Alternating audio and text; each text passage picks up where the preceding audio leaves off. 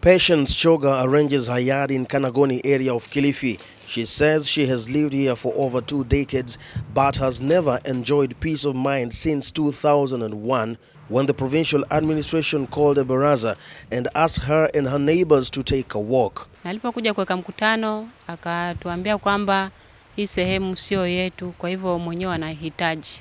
Amid constant warnings and occasional threats, Patience says some locals chickened out and left, but she and her husband opted to stay back and fight. Court injunctions enabled them to hang on until 10 years later when the so-called genuine landowners struck again, this time allegedly evicting them with brute force. Walilazimisha kung'oa mimea yetu na tinga, kufagilia kabisa. The said landowner is a salt company. This area is a salt belt with at least 4 factories that produce most of the salt used in Kenya's homes. But their relationships with locals have always been frosty. According to a local civil rights organization, the bad blood dates back to the mid-80s when large-scale salt mining companies bought huge parcels of land in opaque deals with corrupt government officials, displacing local communities in the process. Ni swala la asubuhi chifu anaingia na askari na ni utoke kwa sababu wao wamepewa kibali. Sisi kwa bahati mbaya au bahati nzuri tulikuwa hatujapata vibali, ambapo hilo pia ni jukumu la serikali. The apparent official land grabbing is said to extend to this day, where investors armed with controversial official documents still displace hundreds of families from arable land and convert them to commercial salt farms. This is an extensive farm, over 1,000 acres, all harrowed up in readiness for salt farming. This massive piece of barren land was once occupied by hundreds of families until tractors came by and mowed down their homesteads and the livelihoods therein. And this, they say, was done without sufficient consultation or sufficient compensation. Kadzongumau is among those mourning their lost livelihoods. She bitterly complains that she was evicted from here with the help of the same government that she hoped would protect her. Na tumefungwa, hata mimi tayari najua kwenda huko prison. Na sisi tukaona hali imekuwa ngumu, hatuna mahali pa kuweka watoto wetu. Ndio tukatoka kule, tukashuka huku barabarani huku. Saa hii Muhindi ametufuata huko anatupokonya hii mashamba yetu yote.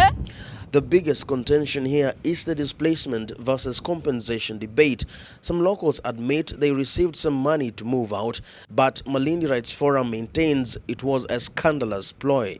Baadhi ya wale waliofurushwa ilazimika wachukue bahasha ambazo zilikuwa zinahisiwa kwamba ndani zina pesa, ikiwa wameshikiwa bunduki. Sidhani kama hilo ni swala zuri kwamba ulipofidia ikiwa umeshikiliwa bunduki. The salt farm's extension is not just affecting the locals, it is also threatening the meager natural resources. This area is a water trap which locals depend on for domestic consumption and for their livestock. The wells do not bring out the cleanest water, but this is as good as it gets for them, with water vendors traveling as far as 10 kilometers away for the precious commodity. But the bulldozers are clearing land closer and closer to the wells amid fears that even these could be covered and turned into salt farms. Na kwa nini serikali imetuchupa? Sisi wananchi ambao sisi ndio ambao tunakuza hiyo serikali imetuacha kabisa. Most of the locals had long given up on getting justice from the courts or the government. The emergence of the National Lands Commission rejuvenated some hope, with the forum saying they saw tangible action after appeals to Chairman Mohamed Swazuri in December 2012. Na ripoti sasa hivi imetoka. Masuala ni kwamba imejitokeza kwamba baadhi ya mashamba sio vile ambavyo yanatakana yawe. However, this adjudication process is now under threat following the lockdown of the lands registry by Cabinet Secretary Charity Ngilu. Several opinion leaders have thrown their weight behind Swazuri in the supremacy battle, and the central government has come under fresh attack over land matters. Kwamba watu hawana title deed. Na leo Charity Ngilu akiungwa mkono na Uhuru Kenyatta wanapigana na National Land Commission inaongozwa na ndugu yetu Mohamed Swazuri. Tunakemea serikali ya Jubilee, tunamkemea waziri Charity Ngilu kwa kuingilia tume ya ardhi inayosimamiwa na ndugu yetu Mohamed Swazuri. Peana nafasi National Land Commission ifanye kazi yake kwa sababu sisi watu wa Mombasa tumedhulumika kihistoria kwa minajili mambo ya mashamba. In Likoni area, thousands of squatters are still waiting for Ngilu to provide title deeds to about 940 acres of land, famously known as Waitiki land, which she promised them over 1 year ago that she would deliver within 1 month in office. While seeking election, the Jubilee administration promised to address the contentious land question once and for all. They are focused on the problem of land and squatters in our country. We have the solution. That solution is yet to come.